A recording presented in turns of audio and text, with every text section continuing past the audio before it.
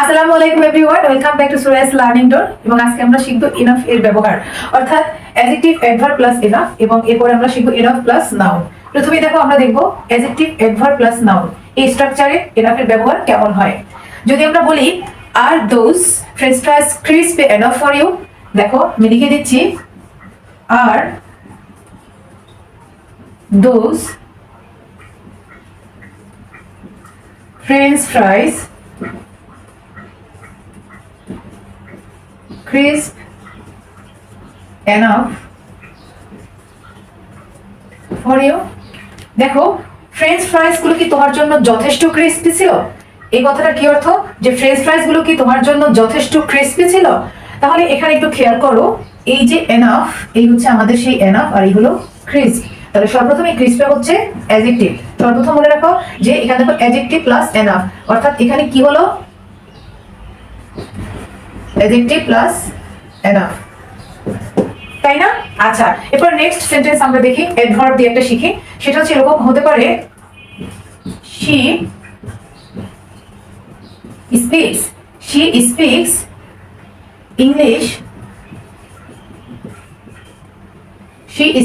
English well enough to be an interpreter. দেখো সে ভালো ইংরেজি বলে, টু বি অ্যান ইন্টারপ্রিটার, ভালো একজন অনুবাদক হতে। শি স্পিক্স, সে বলে, ইংরেজি ওয়েল এনাফ। এখানে আমরা আন্ডারলাইন করব ওয়েল অ্যান্ড এনাফ এর নিচে। এনাফ হচ্ছে আমাদের সেই, আজকে তো আমরা এনাফেরই ব্যবহার করছি। এই যে ওয়েল এনাফ, সে প্রথমত হচ্ছে এনাফ স্পিক করে ওয়েল এনাফ। এই যে ওয়েল, সে এই এনাফ এর আগে ওয়েল বসে আবার কি করেছে, ওয়েল এনাফ কে মডিফাই করেছে। এবং ওয়েল হচ্ছে আসলে অ্যাডভার্ব, ভালোভাবে, মানে এনাফ কিন্তু যথেষ্ট ছিল, সে এনাফকে আবার ওয়েল আরো অনেক জোরালো করেছে, এনাফকে ওয়েল আরো অনেক বেশি জোরালো করেছে। দ্যাটস ওয়াই এই এনাফের আগে ওয়েল বসে ওয়েল এখানে অ্যাডভার্ব হিসেবে কাজ করেছে। তাহলে এখানে কি হচ্ছে, অ্যাডভার্ব প্লাস এনাফ। ওকে, তাহলে আমি আশা করি তোমরা বুঝতে পেরেছো, adjective plus enough, adverb plus enough. এরপরে চলো আমরা আরো একটা সেন্টেন্স দেখতে পারি। It is not cold enough to wear a heavy jacket। একটু খেয়াল করো যে it is not cold enough, it is not, এটা নয়, কোল্ড ইনাফ টু ওয়ার, পরিধান করতে, এ হেভি জ্যাকেট, একটা ভারী জ্যাকেট পরার মতো আসলে যথেষ্ট ঠান্ডা নয় এখন, এটা বোঝানো হয়েছে। দেখো এখানে এনাফের আগে কোল্ড বসে এই যথেষ্ট ওয়ার্ডটাকে মডিফাই করেছে, এন্ড এই কোল্ড হচ্ছে এখানে আসলে কি হিসেবে ব্যবহৃত হয়েছে, অ্যাডজেক্টিভ হিসেবে ব্যবহৃত হয়েছে, অ্যাডজেক্টিভ প্লাস এনাফ। তার মানে আমরা এনাফ দিয়ে কি শিখলাম, এখানে এনাফ দিয়ে আমরা এখানে তিনটা সেন্টেন্স এখন শিখলাম। সেটা হচ্ছে কি, অ্যাডজেক্টিভ প্লাস এনাফ ছিল, are those French fries crisp enough for you, সেই ফ্রেঞ্চ ফ্রাইজ গুলো কি তোমার জন্য যথেষ্ট ক্রিসপি ছিল। ক্রিসপ হচ্ছে এখানে অ্যাডজেক্টিভ, এনাফ হচ্ছে এনাফ, যথেষ্ট। She speaks English well enough to be an interpreter, সে ইংরেজি বলে ওয়েল এনাফ, অনেক ভালোভাবে, যথেষ্ট তো আছেই, অনেক যথেষ্টকে আরো জড়ো করেছে, well to be an interpreter, একজন অনুবাদক হতে বা অনুবাদকারী হতে। তো এখানে ওয়েল হচ্ছে adverb plus enough. It is not cold enough to wire a heavy jacket, এটা যথেষ্ট পরিমাণে এখন আসলে ঠান্ডা নয়, বা এটা ঠান্ডা নয়, টু ওয়্যার আ হেভি জ্যাকেট, ভারী জ্যাকেট পরার মতো। তাহলে এখানে কোল্ড হচ্ছে অ্যাডজেক্টিভ আর এনাফ হচ্ছে এনাফ, তাহলে অ্যাডজেক্টিভ প্লাস এনাফ। এখন আমরা শিখবো enough plus noun, enough plus noun. তাহলে চলো আমরা একটু এক্সারসাইজ দেখি। First exercise is, do you have enough sugar for the cake? Do you have enough sugar for the cake? তোমার কি কেকের জন্য যথেষ্ট সুগার আছে, যথেষ্ট চিনি আছে? মনে করো কেউ কেক তৈরি করতে চায় বা কেক তৈরি করার প্ল্যান করেছে, তখন তাকে জিজ্ঞেস করা হয়েছে, do you have enough sugar for the cake?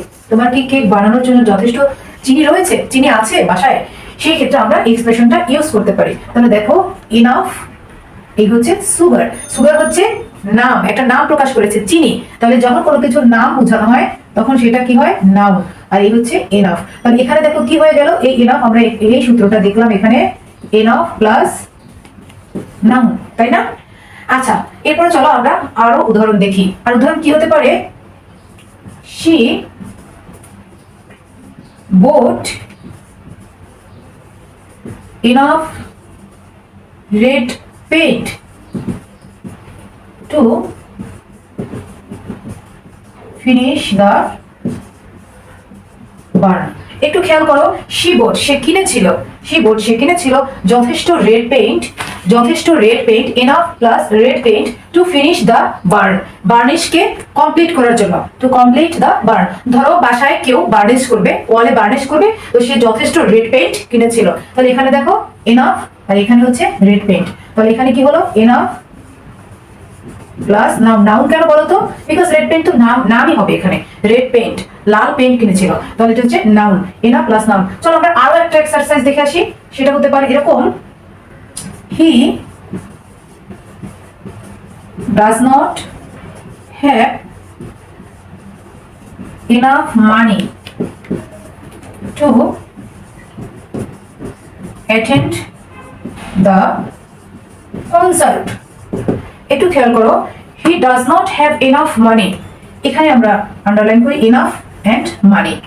He does not have, তার নেই, এনাফ মানি যথেষ্ট টাকা, to attend or to join the concert, কনসার্টে অ্যাটেন্ড করার মতো, কনসার্টে অ্যাটেন্ড করতে তার যথেষ্ট টাকা নেই। তাহলে মানি হচ্ছে কি, মানি ডেফিনেটলি নাউন এন্ড এনাফ হচ্ছে এনাফ, তাহলে এখানে কি হলো এনাফ প্লাস নাউন।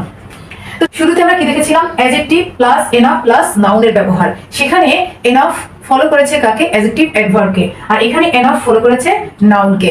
সো আমি বিশ্বাস করি এবং আশা করি যে তোমরা অবশ্যই এনাফের ব্যবহার বুঝতে পেরেছো। তোমরা এরকম কিছু সেন্টেন্স তৈরি করে কমেন্ট বক্সে জানাও এবং আমাদের ফেসবুক গ্রুপে শেয়ার করতে পারো। So dear students, if you like this class, don't forget to subscribe this channel and press the bell icon so that you will never miss any update from this channel. See you with another video. Till then, Allah Hafiz.